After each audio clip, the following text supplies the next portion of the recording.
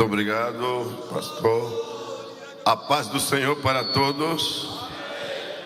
A bênção do Senhor seja na vossa vida. Poder sentar. Agradecendo a Deus pela segunda oportunidade que me dá na escola bíblica de poder compartilhar com todos a palavra do Senhor. Obrigado, pastor Wellington, pela confiança que sempre nos oferecem. Estando aqui e pensando que são 78 anos de escola, a pergunta é quando que a gente sai graduado? Quer dizer que a graduação está mais na frente, né? No dia do Senhor.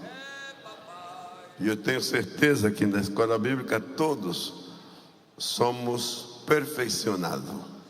Como acabamos de ouvir a palavra pelo pastor Amaurino, eu creio que não cabe discussão. A santidade e pronto. Se não vivemos em santidade, a nossa vida, nosso ministério pode estar em perigo profundo. Aquele que nos chamou é santo. E todos os que os servimos devemos ser santos nele. A palavra que o Senhor me dá para compartilhar com os companheiros, ela, para os que gostam de fazer as suas notas, a minha mensagem não está na apostilha, no livro, e eu quero parabenizar sempre o gesto de amor, de cuidado que tem a igreja, o ministério, o pastor, em pôr nas nossas mãos, não é a apostilha, as mensagens que são pregadas, que estão aí, é uma riqueza. Eu coleciono, não é, esse livro, que já hoje é livro, né? Com a quantidade de palavras extraordinária. A gente vê como o Espírito Santo trabalhou na vida de cada expositor. E fica isso nas nossas mãos. É uma riqueza. Mas a minha não vai estar aí, porque nossa presença, ela não é frequente, dada a distância e muitas outras situações que nos impedem estar programado como a gente quisera. Então, se você vai fazer nota, a mensagem é compromisso de urgência. Compromisso de urgência. E quando pensamos em compromisso de urgência, quando é que a gente sente que existe um compromisso que nós devemos assumir e que seja com urgência? No caso da leitura que vamos ter, Abacuque lo sentiu, capítulo 3, verso 2. Ouvi a tua palavra e temi. Aviva, ó Senhor, a tua obra no meio dos anos. No meio dos anos, faze-a conhecida. Na tua ira, lembra-te da misericórdia. O contexto nos leva no começo do livro, quando ele, diante de Deus, ora e está preocupado, ele está insatisfeito e ele fala com Deus com liberdade. E falando com Deus em liberdade, ele expõe a sua insatisfação contra tudo que ele está vendo que não é bom. A partir do altar, os sacerdotes, os líderes, até na parte política. E ele usa uma frase, disse: por esta causa a lei sai torcida. Maltratam a lei, a injustiça, corrupção e tudo. Terminando, ele diz a Deus: eu vou ficar na minha guarda e eu vou esperar que o Senhor me responda tocante a minha queixa.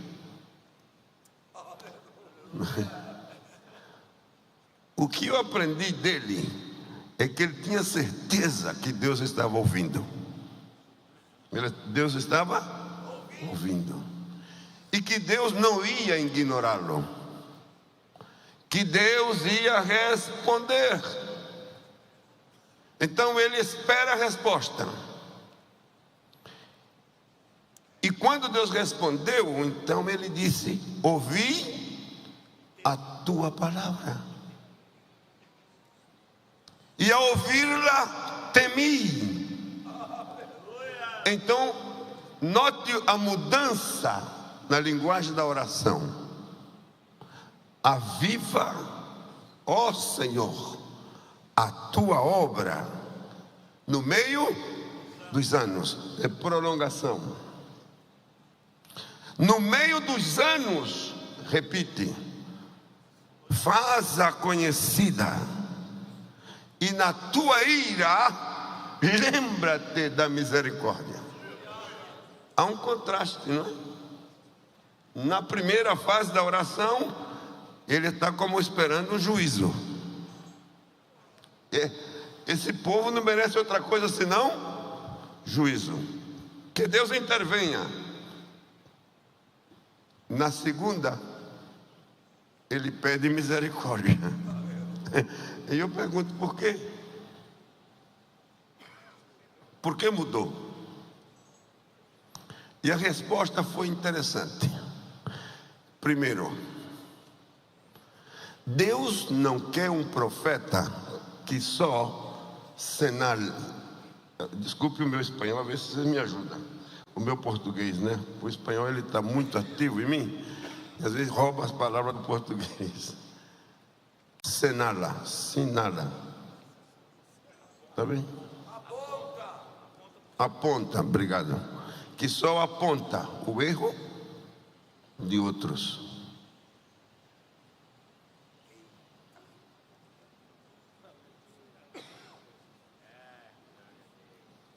Deus não se agrada plenamente de quem na oração denuncia tudo o que ele vê que não está bem, que ele não gosta. Então, se Deus não se agrada, qual é o passo a seguir? E por quê? Porque apontar, denunciar, não é suficiente. Não é o quê? Suficiente. Quando alguém vê algo que não está bem e está insatisfeito, Deus espera que ele atue para corrigir, para ajudar, para desfazer aquilo que está mal. Jesus, nesse contexto, disse: se o teu irmão peca contra ti, antes de denunciá-lo, antes de levar ao castigo, fala com ele. E se ele te ouvir, ganhaste o teu irmão. Quer dizer que é um assunto de dois. Mas se ele não te ouvir e você fica naquela preocupação, chama testemunha. Vai com ele outra vez. E se ele te ouvir com as testemunhas, ganhaste o teu irmão. Mas se ele não te ouvir, então agora, terceira vez, leva para a igreja um corpo e diga à igreja. E se ele ouvir a igreja, ganhaste o teu irmão. Mas se não ouvir, agora sim. Mantenha a distância, isola. Está entendido essa parte? Então eu chamo isso envolver. O profeta foi com uma queixa, esperou que Deus respondesse, e Deus respondeu envolvendo a ele. Então, se você está insatisfeito com tudo que viu, vamos atuar na direção correta. Escreve a visão que eu te dou. Primeira tarefa, escreve, faça legível o que eu lhe digo, para que todos leiam, para que todos vejam, para que todos compreendam, e mesmo lendo, corra, porque a mensagem já não é sua, é minha. É a minha mensagem que você está dando a um povo que você considera que está errado. Não é? Então Deus envolveu o profeta. Eu pergunto, quando é que nós nos sentimos envolvidos? Para dar solução naquilo que a gente não gosta, naquilo que a gente vê que não está correto, que não está bem. Ou simplesmente ficamos de um lado, olhando, apontando, sinalando, apontando, criticando, denunciando. A chamada então é a saber que eu estou envolvido. Eu não posso fazer essa tarefa sem o avivamento. Eu preciso da intervenção divina para ser efetivo na mensagem, para ser efetivo no propósito, para ser efetivo naquilo que Deus quer. Eu preciso ser claro, eu preciso estar unido com o que Deus quer, não o que eu quero. Mas para isso, no meio dos anos, prolongação de tempo, na tua ira, lembra-te da misericórdia. Quer dizer, não juízo, não, agora não. Se eu vou atuar, juízo não. Dá o tempo para que eu possa fazer o teu trabalho. E aqui começa então a mensagem. Qual é o compromisso da igreja hoje? No século 21, quando nós estamos frente a tudo que parece que é igual ao que estava no tempo de Abacuque. Nós estamos vendo uma situação que não é agradável. Eu confronto todos os dias que a nossa luta é contra uma geração que não conhece a Deus. E essa geração que não conhece a Deus, ela tem 4 maneiras de ser identificada. Primeiro, ela é uma geração feroz. Segundo, ela é uma geração veloz. Terceiro, ela é uma geração cruel. E quarto, ela é uma geração criadora do mal. E essa ação dessa geração que não conhece a Deus com essas 4 qualificações, ela toca desde baixo, das crianças, adolescência, juventude, e vai subindo até na terceira idade ou quarta idade. Por isso nós estamos frente a términos novos, com os nomes das gerações e a liberdade de escolher até o sexo a partir de. Hoje está diminuindo os anos para que as pessoas tomem liberdade de escolher o seu sexo. Já não é Deus quem determina, é o raciocínio de cada quem. Desde a geração de cristal até a Burman, tudo está classificado agora, não é? E dentro desse marco há de tudo: venda de órgãos, trata de pessoas, prostituição programada, online, negócios incrível o culto. E o caminho cada vez é mais comprometido. Qual é o compromisso da igreja frente a essa realidade? Então aqui eu ponho o primeiro compromisso de urgência. Urgência de viver em avivamento. De viver o quê? Em avivamento. O profeta Abacuque, ele sentiu a necessidade. Agora, quando a gente fala de viver o avivamento, naturalmente, o livro de Joel é o clássico.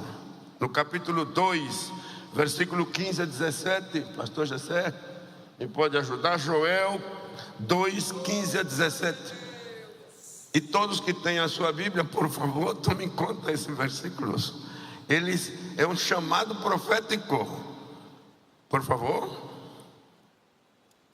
Joel 2, 15 a 17. Joel. Chama o Danielson. Eu pensei que era o profeta. Joel 2, 15 a 17. Tocai a buzina em Sião, santificai um jejum, proclamai um dia de proibição, congregai o povo, santificai a congregação, ajuntai os anciões, congregai os filhinhos e os que mamam, saia o novo da sua recâmara e a noiva do seu tálamo, chorem os sacerdotes, ministros do Senhor, entre o alpendre e o altar, e digam: poupa o teu povo, ó Senhor, e não entregues a tua herança ao opróbrio, para que as nações façam escárnio dele, porque diriam entre os povos: onde está o seu Deus? Então, é um chamado e também uma ordem, não é? Uma petição e logo uma ordem também ao ministro, os que estão no altar para nós. E um chamado claro, porque chorem, não é? Chorem, reclamem. Fala de arrependimento, de entrega, de humilhação. Eu levo desde a minha infância na casa do Senhor. A mamãe, ela era daquelas que a gente não tinha opção. Na hora de culto era culto e se acabou. Se prepara e todo mundo vai para o culto. Como eu sou o primeiro, na medida que foi nascendo os outros e agregando, mas o primeiro é quem ajuda a cuidar, né? Então nós saíamos para os cultos lá do Trapiche da Barra, Maceió, lá, daquele fim do mundo, para os cultos que estavam à distância 1,5 km, Bebedouro, por exemplo, de Trapiche da Barra a Bebedouro, caminhando. A mamãe ia cantando: fala Deus, fala Deus, toca-me com brasa do altar. Fala Deus, fala Deus, eu alegre atendo teu mandar. O profeta Deus se aproximando, considera-se um pecador, mas o fogo santo vai queimando, o torna útil para o seu Senhor. Fala Deus, fala Deus. Criança, cantem. Caminhando, caminhando. E chegávamos lá para participar do culto e ouvir a Deus falar. E eu ficava olhando para ela, né? E quando o pregador estava pregando, então ela dava glória a Deus, aleluia. Ela estava vivendo. Aí, quando voltava, mudava o canto. Os guerreiros se preparam para a grande luta. É Jesus o capitão, avante levará. Eu dizia, ó, quando ela vai, ela quer ouvir a Deus. Quando ela vem, ela é guerreira.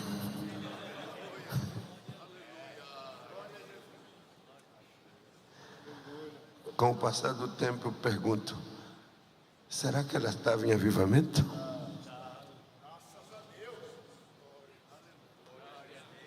E eu vi a mamãe assim, a vida toda. A vida toda.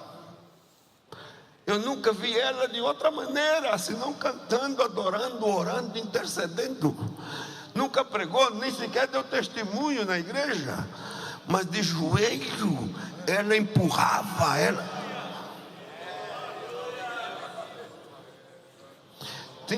Tinha palavras corretas. Quando eu disse, mamãe, eu encontrei o meu futuro, e contei a minha experiência com Deus, ela disse, é maravilhoso, olha bem, só que você precisa entender que se você está nele, e ele está em você, não é só estar nele, é ele estar em você. Não é só ele em você, é você estar nele. Então você pedirá tudo o que queira e ele fará. Eu pergunto, é verdade? Então eu aceitei essa proposta da mãe e criei. Aqui, avivamento não depende de uma festa,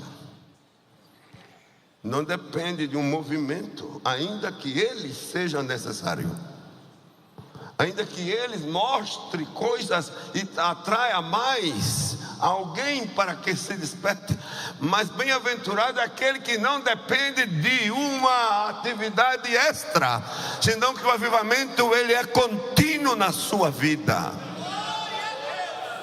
E a manifestação correta desse avivamento é a maneira de viver. É o sentimento de agradar a Deus, de estar no seu propósito. Segunda-feira eu falei aqui sobre o compromisso, a firmeza de propósito. É não vacilar, é não estar com duas caras, é não estar com doble ânimo, é manter um só. O profeta Joel faz uma chamada extraordinária. E se alguém perdeu essa ação do fogo aceso na sua vida, permita que nessa escola bíblica o fogo volte a acender. Efésios 5, verso 14 e 17.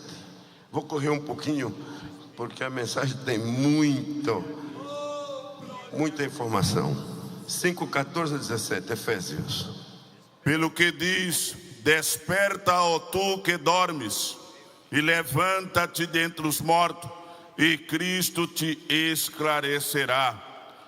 Portanto, vede prudentemente como andais, não como nécios, mas como sábios. 16. Remindo o tempo, porquanto os dias são maus, pelo que não sejais insensatos, mas entendei qual seja a vontade do Senhor. Qual seja a vontade do Senhor. Quer dizer que nada produza em nós distração, que não perdamos o enfoque, mantemos a nossa visão, mantemos o nosso sentir dentro do propósito de Deus, e cumpriríamos a primeira, que é a urgência de avivamento. Urgência. Eu quero viver todos os dias nesse fogo. Oh, a minha alma louva ao Senhor por isso. Eu disse que a minha alma louva ao Senhor por isso.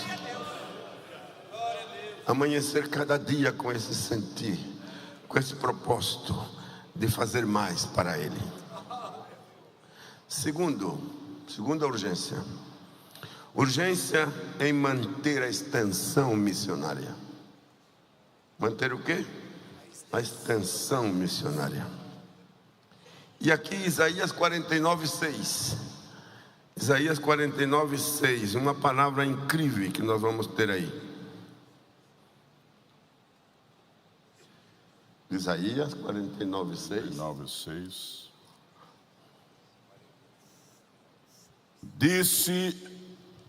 Disse mais: pouco é que sejas o meu servo, para que restaure as tribos de Jacó e tornare a trazer os guardados de Israel.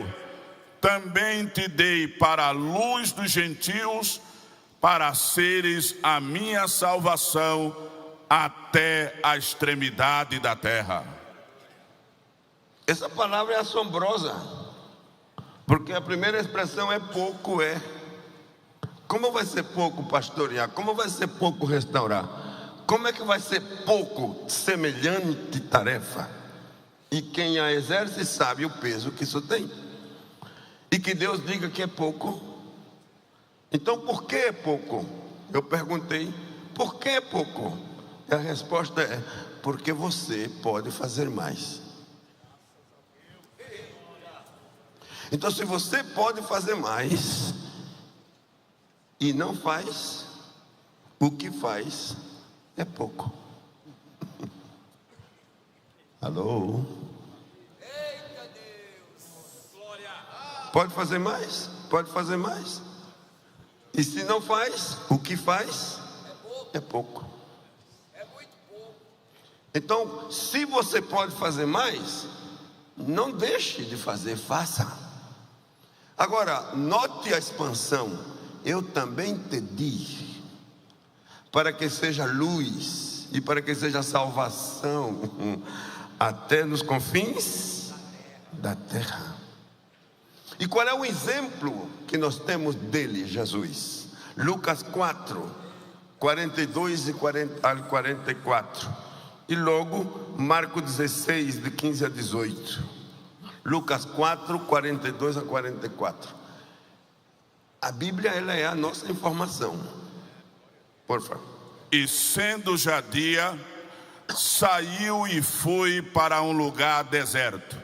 E a multidão procurava e chegou junto dele e o detinham, para que não se ausentasse deles.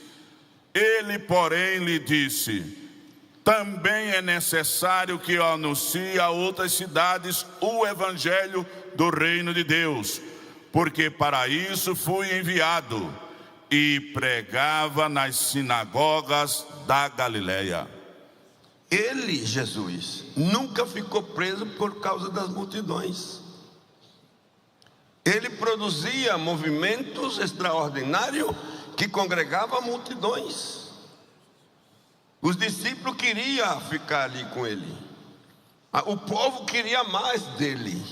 Mas quando ele cumpria a tarefa de entregar o que era necessário, o que era o quê? Necessário, ele se ausentava para chegar a outro lugar, aonde também era necessário. Ontem nós ouvimos uma palavra do pastor que veio de Singapura e nos chamou a atenção para essa área. Não ficar detido pelo êxito alcançado.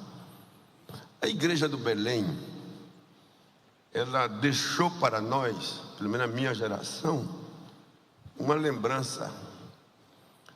Os pastores, começando pelo pastor Cícero, o pastor José Huerta, havia uma equipe que todos os anos saíam para evangelizar no Mato Grosso. Começava pelo Mato Grosso do Sul, Mato Grosso do Norte, e ia terra dentro, até na divisa com a Bolívia, com o Paraguai. e levava a palavra do Senhor. Naquele tempo não existia as vantagens que há hoje nas estradas, não é? E os carros não eram igual aos que há hoje. Mas essa equipe saía por quanto tempo, pastor? Entre 3 semanas. 3 semanas. Não tinha telefone. Era surpresa, né? Como Jesus, né? Chegou. E a gente sabia que o pastor ia. E nós ficávamos orando, cobrindo. E logo atento na volta. Qual é o resultado? E a gente sabia depois, pelos pastores que acompanhavam, levavam uma vasilha com farofa. Carne de jabá, né? Para ir comendo no caminho. Não existia hotel como hoje. Era pensão, era lugarzinho, não é? Debaixo das árvores, às vezes em rede. Ninguém poupava o esforço. E por isso essa igreja, ela está em todo o estado de São Paulo, está em todo o estado do Mato Grosso, do norte e do sul. Está em outros estados, no qual nós conhecemos. Não foi um trabalho feito, fechado em 4 paredes. Não foi um trabalho feito, fechado nos escritórios. Esse trabalho foi feito lá fora. Há alguém aqui que está me ouvindo? Você que está lá ao outro lado me ouvindo, eu falo com você. Esse tempo ainda não clausurou. Ele está vigente para nós. Então essa imagem, ela ficou em mim. E se eu pude acompanhar naquele tempo, sendo um evangelista, depois lá em Tupã, logo na Colômbia, não tenho parado. Eu não quero parar. Eu estou por cumprir 80 anos. Graças a Deus. Eu não quero parar. E quando eu olho para o Senhor, eu digo, é possível, né? É possível esticar um pouquinho mais. Quantos querem esticar um pouquinho mais? Quantos querem esticar um pouquinho mais? Deus te dará vida. Deus te dará saúde. Oh. Deus te dará propósito. Deus te dará esse vigor para ir mais longe. Eu sinto a presença do Espírito de Deus aqui.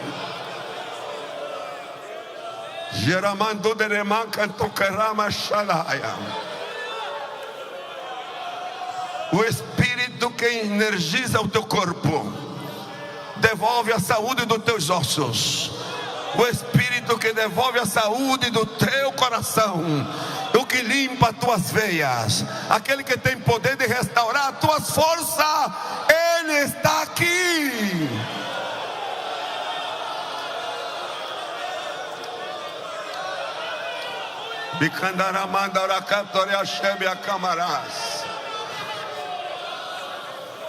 O cansaço, ele é uma realidade, porém ele é uma realidade vencida.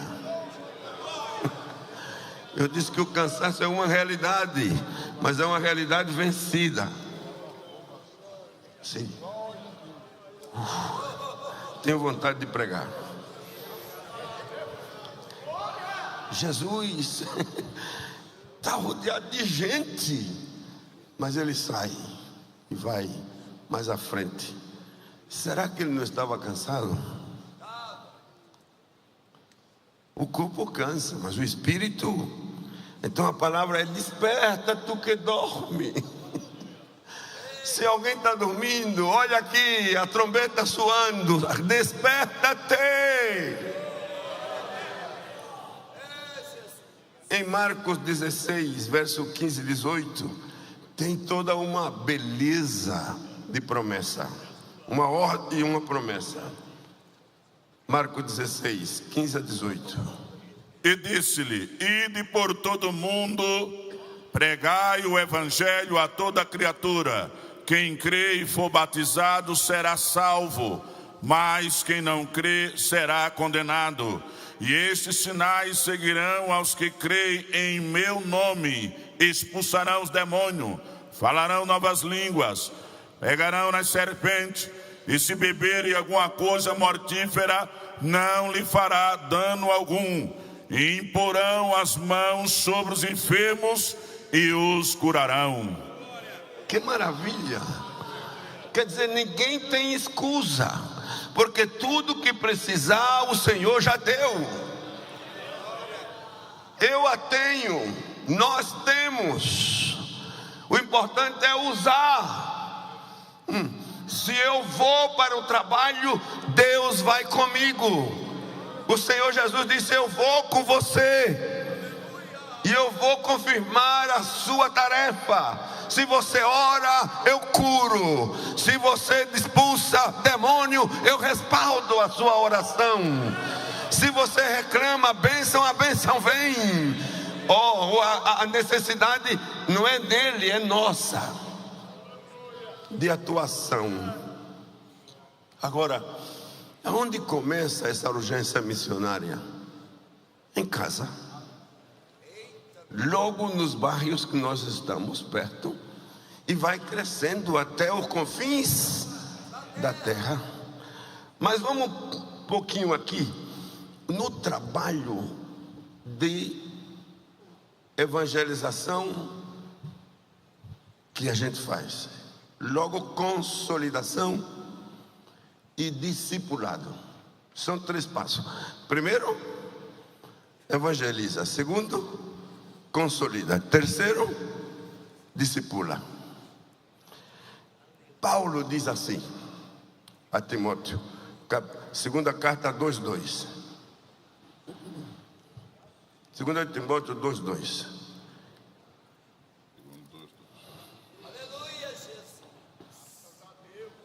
E o que de mim entre muitas testemunhas ouviste, confia-o a homens fiéis, que sejam idôneos para também ensinarem aos outros. Quer dizer que o conselho apostólico para Timóteo é: o que você recebeu, ensine. Mas preste atenção aqui: ensine a pessoas que são fiéis e que são idôneas. Eu chamei isso de discipulado profundo. Quer dizer, a gente pode ter um discipulado superficial, que só mantém a fé, que o crente seja mantedor da fé. Então esse crente com discipulado profundo é aquele que vai tropeçando numa falta, em outra, e repetindo faltas do seu passado, exigindo para poder manter a sua fé com aconselhamento constante, até mesmo psicólogo dentro da igreja para poder ajudá-los. É um desgaste enorme, que eu creio que isso pode ser evitado se a gente tomarmos tempo para o discipulado profundo. Sentar o novo convertido e trabalhar com ele até que ele possa entender perfeitamente o valor da salvação. E no valor da salvação, por que Deus o salvou e para quê. E nesse discipulado profundo existem umas características que são super importantes. Primeiro, formar caráteres na pessoa discipulada. Formar um líder responsável naquele que está sendo discipulado. Formar um líder multiplicador, aquele que está sendo discipulado. Formar um líder que tem firmeza de propósito. Paulo, no capítulo 3 de 2 Timóteo, verso 14, ele disse, e note o que é que ele diz. 2 Timóteo 3,14. Tu, porém, permanece naquilo que aprendeste e de que foste inteirado, sabendo de quem o tens aprendido. Olha aqui, você tem que prestar atenção na linha de origem. O que foi que você aprendeu e de quem, Timóteo? E aqui a gente vai lembrar que há uma seleção. Primeiro, a avó. Segundo, a mãe. Terceiro, Paulo. E a quarta geração, Timóteo. Quer dizer, nessa linha generacional, aplique o que você aprendeu. Não merme, não modifique, não diminua, não acrescente o innecessário. Seja fiel ao que aprendeu. E então o discípulo formado, ele será uma extensão sua. Eu sou uma extensão. Eu sou uma extensão. Eu sou uma extensão. Eu sou uma extensão. E eu creio que cada um de nós somos uma extensão. O que foi que nós aprendemos? O que foi? Recursos do discipulado profundo. Quais são os recursos? Primeiro, o amor. Não é possível fazer um discipulado responsável e seja profundo se não está o amor. Procure dar de si o melhor para o discípulo. João 15:13. Ninguém tem maior amor do que este, de dar a alguém a sua vida pelos seus amigos. Paternidade.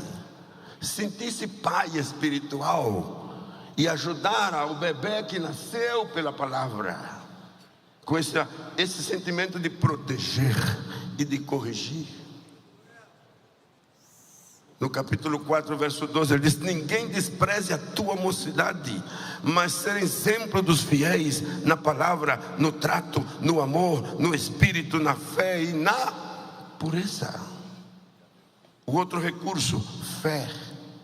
Acredite no discípulo como ele é. Acreditar no discípulo como ele é. Ele não é perfeito, mas ele, sendo imperfeito, está carregado de bens, que são os dons, que são os talentos, que são as habilidades. Então Paulo pede que a gente observe a bondade que há nos discípulos. E no capítulo 15, verso 14 de Romanos, Gessé, capítulo 15, verso 14. E aqui eu já estou fechando a mensagem. Senhor. Sim. 15, 14. Aleluia. Romanos 15, 14. Eu próprio, meus irmãos, certo estou a respeito de vós, que vós mesmos estáis cheios de bondade, cheios de todo conhecimento, podendo admoestar-vos uns aos outros. E eu perguntei: não estará exagerando? Paulo está como exagerando? Estou consciente, em espanhol diz, estou certo que você está cheio de bondade. E quando você vê que a pessoa não é assim, ela não é assim, o que nós vemos no primeiro plano é imperfeição, negligência, distorção. Como eu posso ver a bondade em alguém quando o que eu estou vendo é outra coisa? Então é preciso ter um olhar mais profundo para ir aonde está escondido os valores. Paulo era um iracundo, era uma pessoa carregada de prejuízos, mas Jesus viu nele o apóstolo. Ele é um assassino, mas nele está o apóstolo.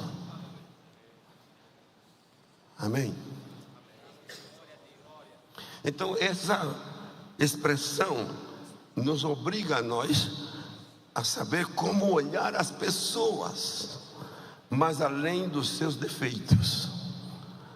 Diz que o diamante se forma do carvão. Ele se forma do carvão. O ouro vem das rochas. E para ser formado tem que passar por um processo. E se eu olho no que está envolvido, não serve. Tudo pode ser lixo. Porém, se olho o que está lá dentro, é de grande valor. Eu quero dizer que Jesus olhou para Pedro depois da ressurreição e não viu em Pedro o que nega, o que blasfema. Como assim? Se apenas faz 3 dias, ou 4 dias, ou 5, não importa o tempo, que ele estava negando. E Jesus disse: você me ama? Sim. Então apacenta. Olha aqui, o ponto e separa o passado do presente. No passado você era, agora você é. E é o quê? E eu penso o seguinte: o apóstolo Pedro ficou no último da fila. Ficou o quê? Ele estava bem no meio, né? No grupo, bem no meio, bem no meio, bem. Todo mundo olhava para Pedro, todo mundo sentia Pedro. Mas depois da negação, Pedro ficou lá atrás. É possível sair de trás para chegar na frente e ser primeiro? Se algo passa na sua vida que pôs você de último, o que é que modifica para que possa ser primeiro? Com a licença, eu tenho um pequeno vídeo que tem que ver com um exemplo no esporte do ciclismo e o que leva uma pessoa, sendo a última, passar a ser primeiro. Se a multimeia me ajuda, vocês podem ver o telão? Sim, pode ver? Ok. Me confirma se é possível? Glória a Deus. Olha aí. Sem som, sem som.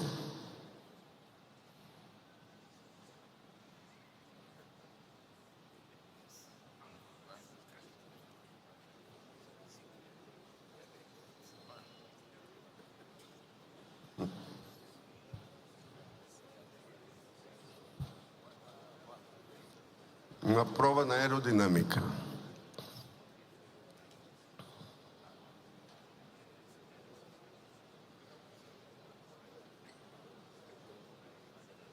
Eita glória.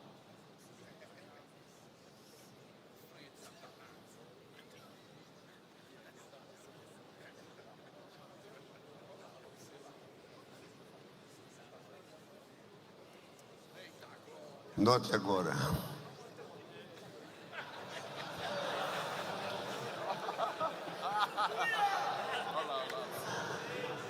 Fique de pé. Em que lugar você está na fila?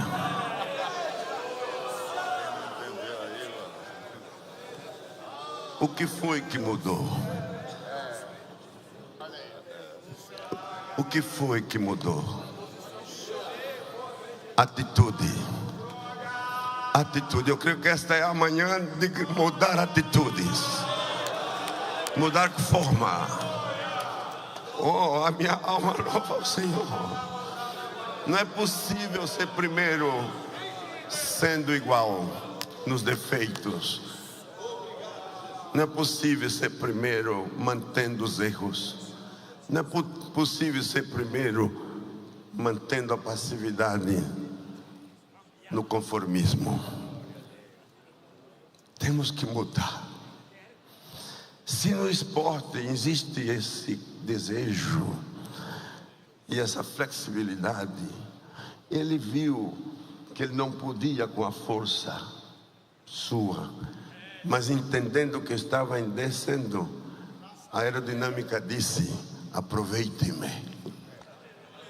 O Espírito Santo disse: eu sou mais que a aerodinâmica, eu estou aqui, aproveite-me.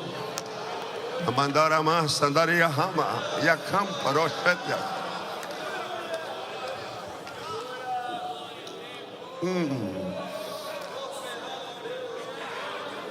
Não sou eu que oro, é você. Levante a sua voz, levante.